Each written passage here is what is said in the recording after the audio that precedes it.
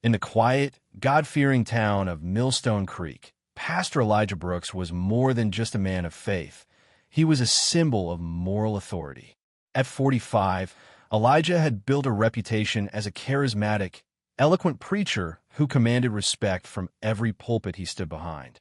Every Sunday, his deep voice echoed through the stained glass windows of the town's largest church, drawing in crowds from neighboring counties.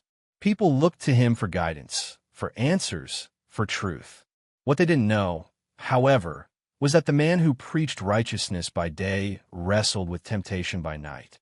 His wife, Ruth Brooks, was the picture of devotion. At 42, she had stood beside Elijah for over 2 decades.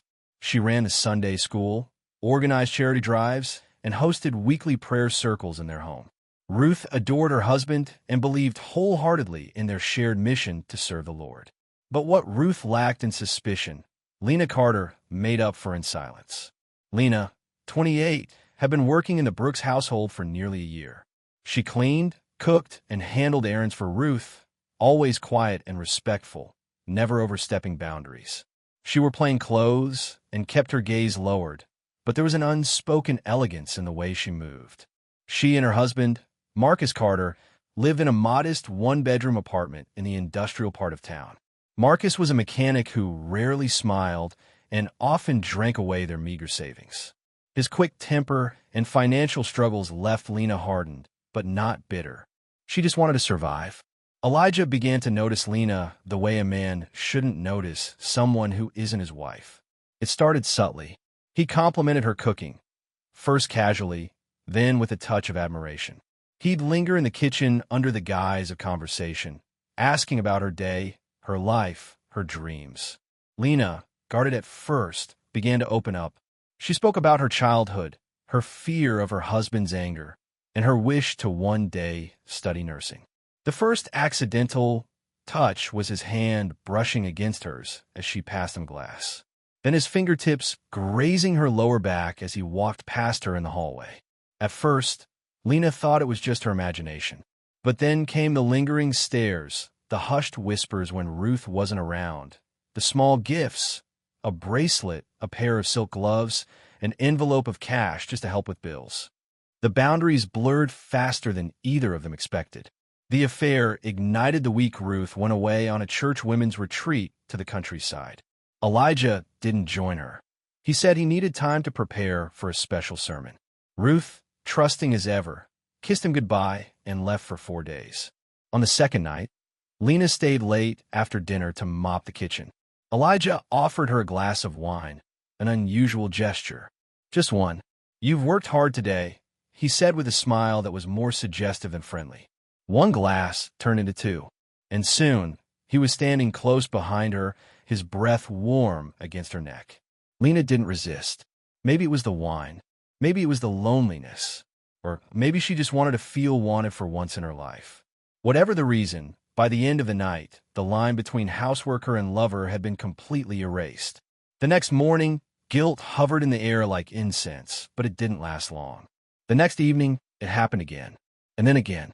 By the time Ruth returned home, Elijah and Lena had already shared a dozen stolen moments, hidden behind doors, beneath stairwells, in the very house built on sermons of faith and fidelity. What began as temptation had now blossomed into full-blown sin. And though both knew it couldn't last forever, neither had any idea just how dark the consequences would be. Because behind every holy man's robe lies a soul as fragile as the rest, and sometimes far more dangerous. Ruth Brooks had never been one to question her husband. In their 20 years of marriage, she had trusted Elijah with everything: her heart, her home, her faith. But lately, something had shifted, something intangible. It wasn't the way Elijah smiled in public. He still carried his usual charm, still delivered powerful sermons, and held her hand during evening prayers. It was everything else: the quiet things, the looks, the silences.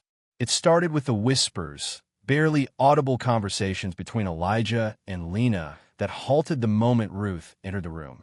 At first, she told herself it was nothing. Perhaps they were talking about household matters or discussing things Ruth simply wasn't meant to hear. But it happened too often, too consistently. In the kitchen, in the hallway, in hushed tones over the phone at odd hours. Then came the late-night calls. Elijah had always been a man of routine. He'd silence his phone after 9 p.m., read the Bible, and sleep before 10. But now, he'd leave the bed quietly in the middle of the night, murmuring that he needed to review scriptures or check on church emails. Ruth followed him one night. He was in the study, phone to his ear, speaking softly and smiling. When she asked who it was, he claimed it was a young man from the youth group. His answer was too quick, too prepared. Things began disappearing. A silver necklace she had worn since her anniversary, gone. A bottle of expensive perfume, a gift from her sister, vanished.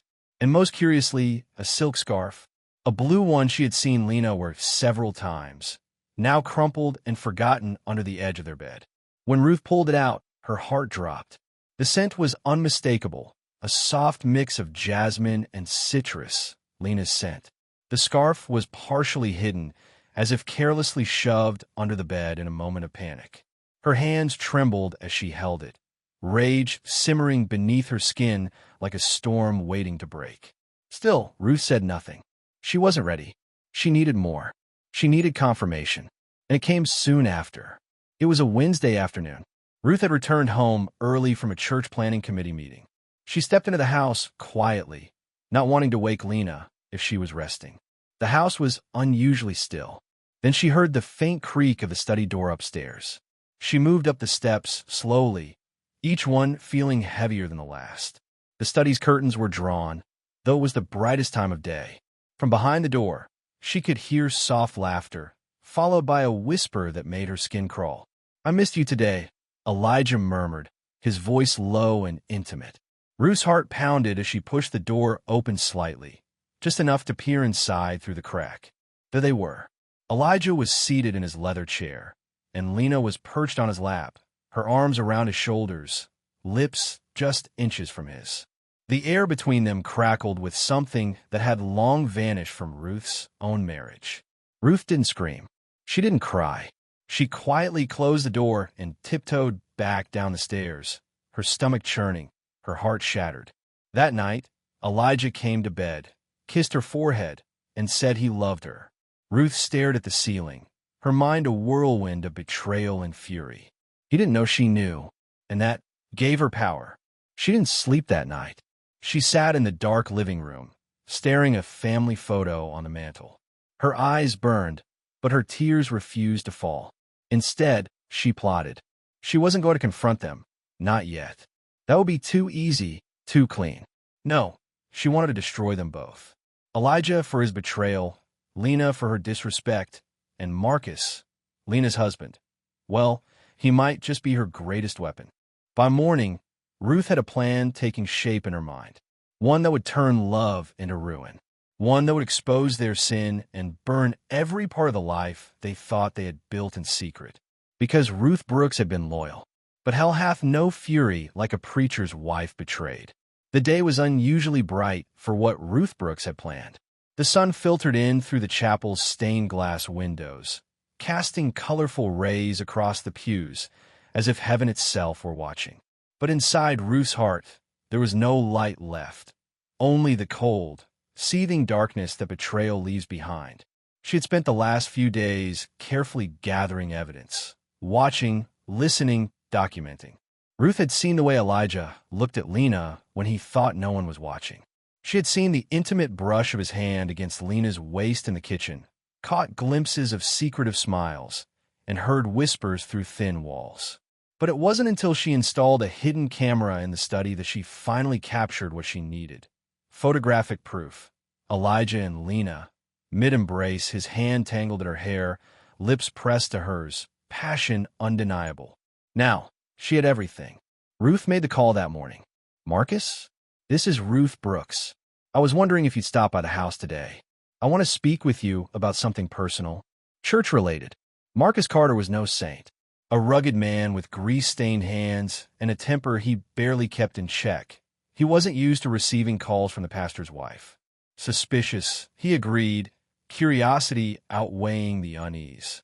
He showed up an hour later, wiping his hands with a rag, smelling faintly of motor oil and stale coffee.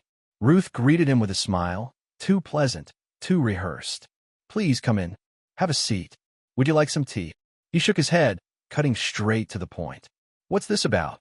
She sat across from him in the living room, clasping her hands over her knees. "I need to show you something, Marcus, and I want you to remain calm." He frowned. "That doesn't sound good." Ruth leaned forward and pulled out a manila envelope from under the coffee table. She placed it gently on the table between them. "You deserve to know the truth." Marcus opened the envelope and slowly pulled out the stack of photos inside. One by one, he examined them. His wife Lena, in the arms of Pastor Elijah, mouths locked in betrayal, hands exploring what should have never been touched. His jaw clenched. "What the hell is this?" "I took those 3 nights ago," Ruth said coldly. "They've been sleeping together for months. I've known for a while. I just needed proof." Marcus's face turned red, his knuckles white as he crushed one of the photos in his fist. "I'll kill him. I swear to God. I'll walk into that church and beat him until—" "Don't," Ruth interrupted, her voice sharp, almost commanding. "That's too easy, too fast, and it won't fix anything. He'll deny it. They always do." Marcus stood up, pacing the room like a caged animal. "Then what do you want me to do? Just let it go." "No," she said, standing as well, her voice lower now, darker. "I want them to pay. Both of them." He looked at her, confused and furious. "Ow!" Ruth's eyes gleamed. "What if we turn this whole thing on its head? What if we ruin his life permanently? Just like he ruined ours?" Marcus stared at her, blinking. "What are you saying?" She stepped closer. "I'm saying, what if someone died, and it looked like Elijah did it? Think about it. A scandal, a trial, his church, his name, everything he built gone." Marcus was silent. The idea was insane, but it stirred something inside him, a need for justice, or vengeance. The two blurred together in his mind. "And who dies?" he asked carefully. Ruth didn't flinch. And just like that, 2 betrayed hearts, once strangers, became accomplices in a twisted pact. Bound by rage, humiliation, and the hunger for revenge, they began to plot a murder that would never happen, and in doing so, hoped to destroy the man who had broken them both. Ruth and Marcus met in secret over the next few days, always in quiet places, behind Marcus's closed garage late at night, or in the dim corners of Ruth's expansive backyard when Elijah was away at evening prayer sessions. They were like ghosts, floating through their lives during the day, wearing masks of normalcy, and transforming into architects of vengeance when night fell. The plan had to be perfect. One mistake, it would all collapse. They started with timing. Ruth knew Elijah's schedule down to the minute. On Thursday night, he would be attending a church board meeting across town. It was routine, it was known, and best of all, it would give him an ironclad alibi for being away from home. But they would twist that alibi into a weapon. Marcus's role was simple but dangerous. He would break into the house through the back door, which Ruth would leave unlocked. He would wear gloves, black clothes, and a mask in case of any surveillance. He'd wait for Lena to be alone in her bedroom, the guest room she occasionally used when staying overnight to help Ruth during Elijah's busy weeks. Ruth would take care of the forensics. She selected the murder weapon carefully, a heavy, brass cross-shaped paperweight from Elijah's study. It was one of his most prized items, a gift from a visiting pastor. Its base was solid and sharp enough to do real damage. Days before the planned night, Ruth subtly wiped it clean, then, during one of Elijah's naps, carefully pressed his fingers against it while pretending to dust. She wrapped it in a towel and hid it in her closet, to be returned to the study drawer after the murder. Next came the threatening note, written in Elijah's distinct tone, using phrases he often used in sermons and private letters. Ruth composed it carefully, folding it and slipping it between the pages of her diary. The note read, "I told you to keep quiet. If you ruin me, I will not hesitate to ruin you too. Don't push me, Lena." Ruth dated it 2 weeks prior and left the diary in her nightstand drawer, just waiting to be discovered. The night arrived. Thursday. Elijah kissed Ruth on the cheek before heading out, dressed in his usual suit and carrying his tablet. He told her he'd be back late. There were financial discussions that might run long. I'll leave some tea for you, Ruth said with a smile that didn't reach her eyes. Once he was gone, Ruth went into action. She made sure the study was clean and untouched. Aside from the weapon, she returned to Elijah's drawer. She pulled out her diary, placing it visibly but naturally in her room. Then, she tidied the house except for Lena's room, which she left slightly disheveled to suggest signs of struggle. A chair knocked over, a shattered lamp, pillows on the floor. She even scratched herself lightly on the arm and smeared a bit of blood on the bedroom wall for added realism. Marcus arrived exactly as planned, slipping in through the back. The details of the actual act were cold and quick. Lena never saw it coming. There were no screams, only a heavy blow and silence. Ruth waited outside the room, trembling but composed. Marcus reappeared 5 minutes later, eyes hard, fists clenched. "It's done," he whispered. They left the house quietly, Ruth wiping surfaces Marcus touched. Ruth Brooks picked up the phone and dialed 911, her voice trembling with expertly feigned panic. "Lena didn't show up this morning," she said, her breath hitching. "She's never late. And her husband, Marcus, he says she didn't come home last night either. Something's wrong. Something's terribly wrong." The dispatcher promised to send an officer to the Brooks residence immediately. Ruth hung up and glanced at the living room, which she and Marcus had spent hours carefully staging the night before. The signs of a struggle were obvious but artfully arranged. Overturned furniture, a shattered vase, bloodstains leading from the hallway to the guest room where Lena's lifeless body lay sprawled across the floor. Every detail had been meticulously crafted. The murder weapon, a heavy glass paperweight from Elijah's study, had been wiped of Marcus's prints and carefully smudged with Elijah's gloves, which Marcus had stolen weeks ago. It now sat tucked away in the bottom drawer of Elijah's desk, waiting to be discovered. When the police arrived, Ruth greeted them at the door in a pale bathrobe, her eyes red and swollen from fake crying. She clutched a tissue in her hand and stammered out the story she'd rehearsed.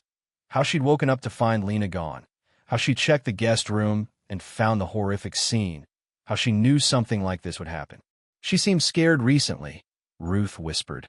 "I thought maybe it was about Marcus, but I should have said something. I should have." An officer gently guided her to a chair while others entered the house and began their sweep. It didn't take long before one of them called out, "We have a body. Female. Appears to have suffered blunt force trauma." Another officer entered the study and began searching the drawers. Within moments, the paperweight was found, its edges stained with dried blood. Then came the final touch, Ruth's diary, left conspicuously open on the kitchen table. Inside was a handwritten note, supposedly from Elijah, the ink slightly smudged, as if in haste. "If she tells anyone, she's finished. I'll make sure she disappears. I'll handle this, just like I handled the others." It was theatrical, perhaps too theatrical, but under the guise of a devastated housewife, Ruth played the role to perfection. She clutched the diary to her chest, sobbing in front of the officers. "I didn't want to believe it," she whispered. "But he's been different lately. Cold. Secretive. And Lena, I knew something was going on." It was just before noon when Elijah Brooks returned home, unaware of the storm waiting for him. Still dressed in his tailored suit from the board meeting, he froze at the sight of squad cars and yellow tape around his home. "What's going on?" he asked, bewildered, only to be met by two officers who stepped forward. "Elijah Brooks, you're under arrest for the murder of Lena Carter," one of them said as he was handcuffed on his own front lawn. The news spread like wildfire. By evening, social media exploded. Church members sobbed on camera. Reporters camped outside the police station. Headline screamed, "Pastor Elijah Brooks arrested for murder of church houseworker." From the shadows of her bedroom window, Ruth watched it all unfold with a twisted sense of justice. She had orchestrated every move. The world was watching now, and her husband's life was in ruins, just as she intended. At first glance, the case against Pastor Elijah Brooks appeared rock solid. A body, a weapon with his fingerprints, a threatening note in his wife's diary, and a motive as old as time, a secret affair that turned deadly. The media painted him as a hypocritical predator hiding behind a pulpit, and the church community watched in horror as their spiritual leader sat behind bars awaiting trial. But behind the scenes, not everyone was convinced. Detective Angela Ruiz had handled more than her fair share of high-profile cases. And if there was one thing she had learned, it was that airtight cases were rarely so clean. Something about the perfect placement of evidence and the way Ruth wept too precisely during questioning gnawed at her. The first red flag came from the forensic team. The note in the diary, the lead analyst reported, "The ink is fresh. Too fresh." Detective Ruiz frowned. "What do you mean?" "I mean, it was written either the night before the murder or the day of. Not days prior, as the wife claimed. There's no aging of the ink, no absorption signs we'd expect if it had been written earlier in the week." That was strange. Then came the second inconsistency. Traffic camera footage pulled from nearby intersections to map Elijah's movements. While he had a solid alibi, he was seen at the church board meeting. Something else turned up. A blurry but identifiable vehicle parked just a block away from the Brooks residence around 9:45 p.m. It was Marcus Carter's truck, but according to Marcus's initial statement, he'd been home all evening and had even called a coworker at 10 p.m. to discuss an engine part order. Ruiz had the call logs, but she wasn't satisfied. The timing was too convenient. She decided to dig deeper. Her suspicions grew after speaking with Mrs. Edith Lane, the Brooks' elderly neighbor who lived 2 houses down. "I was up late that night," Edith explained, sipping tea in her floral kitchen. "I heard something like glass breaking. Then I saw Ruth pacing on the front porch. She was on the phone, but she kept looking over her shoulder." "Are you sure it was Ruth?" Ruiz asked. "Oh, yes," Edith said confidently.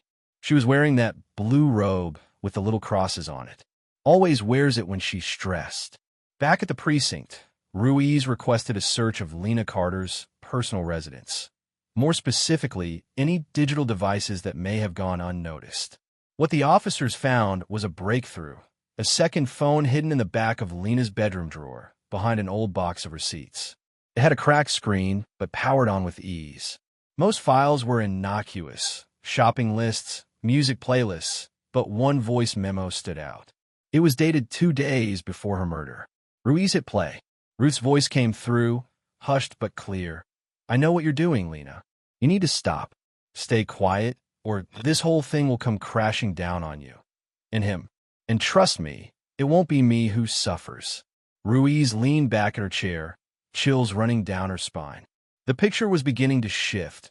Elijah might be guilty of moral failure, but murder? That was starting to look more like a carefully planted illusion. One orchestrated by a woman scorned and a man with too much to lose. The case that once seemed perfectly wrapped was slowly unraveling at the seams. The walls were closing in on Marcus Carter. Detective Angela Ruiz sat across from him in the sterile interrogation room, the air thick with tension. Marcus had insisted he had nothing to do with Lena's murder. He stuck to his alibi, denied any involvement, and claimed ignorance about the planted evidence. But that was before Ruiz played the voice memo. The faint sound of Ruth's voice, threatening, calculated, cold, was enough to break something inside Marcus. His eyes, once defiant, softened. His shoulders slumped as if the weight of his lies had finally crushed him. "I didn't mean for it to go that far," he muttered, his voice trembling. Detective Ruiz leaned forward. "Go that far how, Marcus?" He didn't look at her. His eyes stared at the table, at the reflections of his mistakes. And then, like a dam giving way, it all came pouring out. He told her everything. The affair, the humiliation, the rage that boiled beneath his skin when Ruth showed him those photos of Elijah and Lena. He admitted how Ruth had manipulated him, feeding his resentment, convincing him they both had to suffer. She said it was poetic justice. Marcus said, tears forming in his eyes, that if Lena died and Elijah took the fall, it would be like losing everything just like we had. He described the night of the murder in chilling detail. How Ruth staged the struggle. How she had prepped the murder weapon from Elijah's study, carefully wrapping the handle in Elijah's own handkerchief to imprint his fingerprints. How Marcus stood outside the house while Ruth made the call to the police the next morning, feigning panic. It was enough to blow the case wide open. Detective Ruiz didn't waste time. A warrant was issued that evening. Ruth Brooks was at the church, standing on the small sanctuary stage during a prayer circle when the officers walked in. She was in the middle of leading a devotional about forgiveness and grace. The congregation fell silent as the officers approached. "Ruth Brooks, you are under arrest for conspiracy to commit murder and obstruction of justice." Gasps echoed through the pews. Ruth froze, her hands trembling. "There must be a mistake," she said, her voice shaky but rehearsed. "What is this?" But there was no mistaking the handcuffs. No mistaking the silence that followed as she was escorted past rows of stunned churchgoers, many of whom had cried with her, prayed with her, and defended her through Elijah's arrest. Elijah was released from custody later that night. The moment should have been a relief, a vindication, but it wasn't. He walked out not to applause or sympathy, but to flashing cameras and shouting reporters. His name had been dragged through the mud. His ministry was fractured, his reputation in ruins. Some members of the church welcomed him back quietly, eyes downcast in guilt for doubting him. Others kept their distance, still unsure if they believed the full story. After all, the affair had been real. The betrayal had been real. And the idea of a fallen pastor still lingered like smoke after a fire. Elijah was a free man, but the ashes of his life were still smoldering. The courtroom was packed. Journalists filled the gallery. Church members clutched each other's hands, faces stiff with disbelief and sorrow.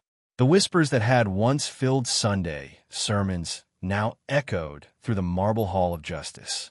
At the front, behind a wooden barrier, Ruth Brooks and Marcus Carter sat side by side, both in identical beige prison jumpsuits, both pale, yet vastly different in expression. Marcus looked worn and hollow, aged far beyond his 35 years. He stared straight ahead, lips tight, his body trembling slightly as the bailiff called the court to order. Ruth, on the other hand, remained composed. Her hair was neatly pinned. Her eyes, dark and unblinking, scanned the crowd as if she still held power there, as if the world had not yet decided her fate. The judge read the charges with a stern voice that carried the weight of the community's betrayal. First-degree murder, conspiracy to commit murder, falsifying evidence, obstruction of justice. Marcus stood first. When the judge asked for his plea, he didn't hesitate. Guilty. His voice cracked, but it was clear. He didn't ask for leniency. He didn't offer excuses. He only looked toward the corner of the courtroom where Lena's photograph had been placed beside a single white rose. "I'm sorry," he whispered, though no one responded. The judge sentenced Marcus Carter to 30 years in prison without the possibility of parole for the first 20. There was no applause, no relief, just silence. Then came Ruth's turn. She rose, her hands still bound, and stared directly at the jury as the verdict was read. Guilty on all counts. Unlike Marcus, Ruth didn't cry. She didn't lower her head or tremble.